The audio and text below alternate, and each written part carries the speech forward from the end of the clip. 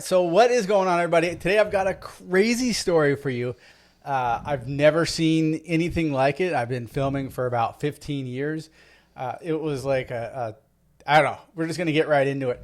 This happened about 5 years ago at the Redondo Beach breakwall, which is notorious for getting really big surf, but this was just a whole nother level. So I was on land shooting. My buddy here, Chris Wells, say hi. Hey guys. Chris was in the water that day. So we're at the breakwall, right? And it seemed we knew it was a big northwest swell. We were all excited. It was a decent sized morning. Like, it was big, but it wasn't like macking big, like one of those, just all time days. So how long were you out in the water before it happened? I remember when I showed up that day, like you said, we were amped and we saw it in the forecast, but it wasn't that big when we got there. It was like 4 to 6 foot. There wasn't that many guys. So I tried to kind of get the jump on the crew. There was like 1 or 2 guys out and we went out and boom, I got right out. I was like, oh, easy peasy, no worries. You know what I mean? I was on land, I'm shooting, I'm going, man, I really thought it was going to be bigger than this. So I opened up an app that shows me the buoys, right?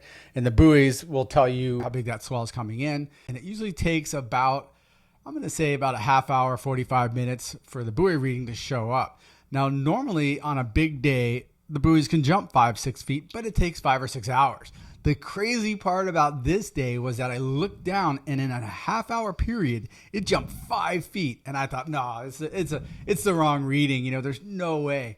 Sure enough, about a half hour later, I look out and way out past the breakwall, I just see this wave feathering. And there was another photographer sitting next to me and I go, someone's going to die. I just remember looking out going, someone's going to die on that thing. And then behind it, you could just see these rows of waves coming in. And I remember feeling so bad for you guys. I remember just going, I wish I had a bullhorn or something to let you guys know. So like, from me, being scared for you was one point of view, but to be in the water on a 4 to 6 foot day and then see these triple overhead sets rolling in, like what went through your mind? It was crazy. I had gotten a couple waves that morning and they were, nothing special.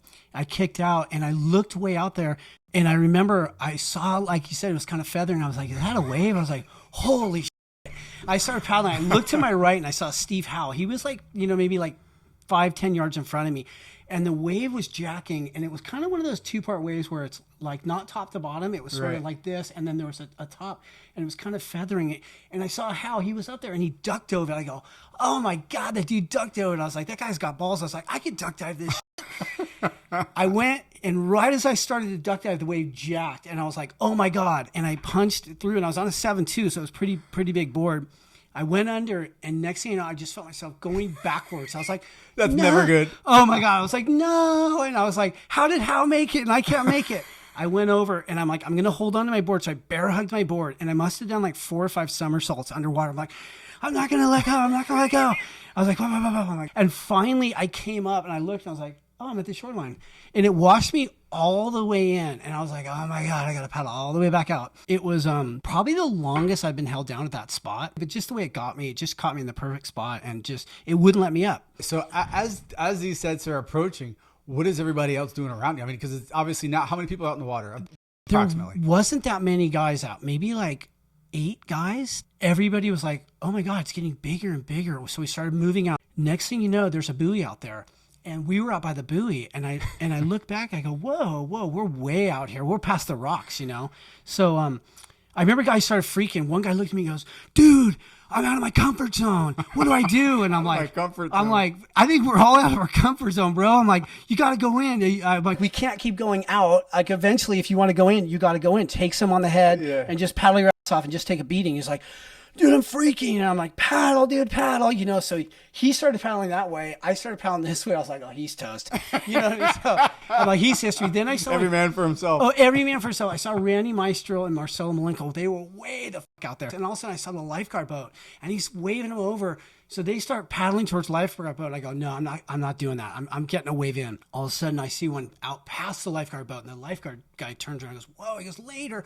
Wow. And then he left those guys high and dry. He's like, you guys are toast. I remember going over this one wave really slowly up the top and I looked to my right and I just saw the trough of it and it just went down. It was just like slow moving water. And I was like, oh my God. How big is that wave? That was probably max B-wall, like 15-foot backs. You know, Right, it was That pumping, probably is like, you know, huge. 25 plus face. And then the next one I remember was capping, and I go, okay, this time I'm going to bail. If anything's even close, I'm going to bail. And I paddle up the face, and I see it start to cap. I go, forget it, shoot. And I just swam. I was like, no shame in bailing, dude. This thing is huge. And I swam as deep as I could, and I got right under it. And I was stoked. I was like, oh, bailing's actually smarter, you know? And we looked back to the wall, and we were way out past the rocks. I could literally see around the rocks and see like the avenues and the beaches down the way. And I remember seeing a bunch of guys on the rocks. He never got out. And they were like, you know, on the rocks and all these pictures looking all badass. And none of them even got out there. Imagine walking out on the rocks and all of a sudden, talk about bad timing. That's what it was. A few of the guys that didn't make it out were like some Charger local guys. And it wasn't for lack of skills. It was just the short period right on the rocks. And there's no way you can get off. Rocks don't move. Rocks don't, yeah. Rocks beat bodies every time. Rock, paper, body. Boom. A day like this can alter you. You know, I'm sure it probably rattled you next big swell or whatever. Like, what was the reaction to the guys in the water as well as yourself? You know, sometimes like on a big swell, you can come out two ways. You can either come out more confident, like I'm okay, I made that swell, or you can be like, oh my god, I hit bottom, I got held down really long, I broke my board, I panicked, and kind of go the other way. And there were unfortunately a couple guys that day who got drilled. And they were like, dude, forget this. One guy was like, Ben, I'm over it. He's like, I don't want anything to do with this. I'm just start riding motorcycles or whatever. Yeah. Another guy, you know, got pounded, and he was like, yeah, I think I'm more into 4 to 5 foot waves. You know, I got a little bit out of my comfort zone. So, you know, it's all, you know, the individual, you know. Luckily, nobody got hurt that day. That's literally a life-changing swell. In LA County, you know, it's rare to see it pop up that quick. It was almost out of control at one point, you know, like you said, like the best, you know, 6 to 8 foot's probably what's the best. This was way out the back, you know, it was kind of feathering. One guy had actually ran down to Hermosa Pier, jumped off the pier, paddled over, and just got annihilated. By that time, he was kind of later. It had just maxed out, and it was whitewash. It was like maxed out sunset. It was just all over the place.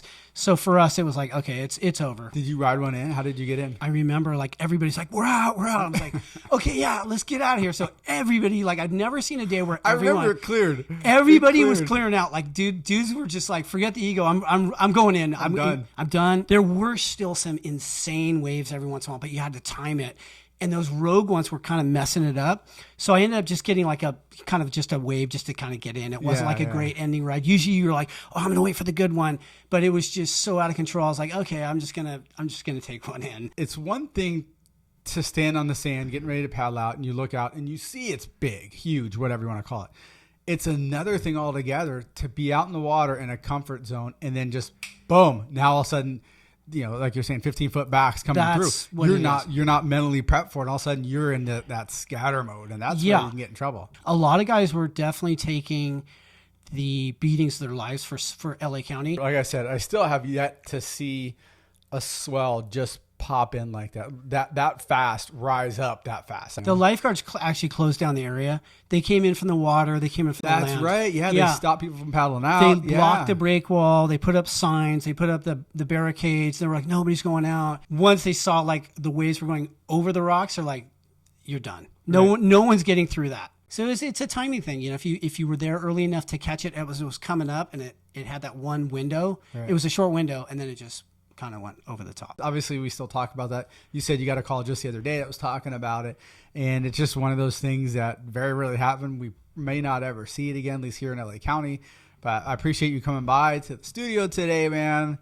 Thanks a lot. Thanks, Brad. Yeah, studio's looking awesome. Thanks, guys. All right. Well, there's a great story of just a crazy day out in the surf. Thanks for watching. I'm Brad Jacobson, and I'll see you on the sand.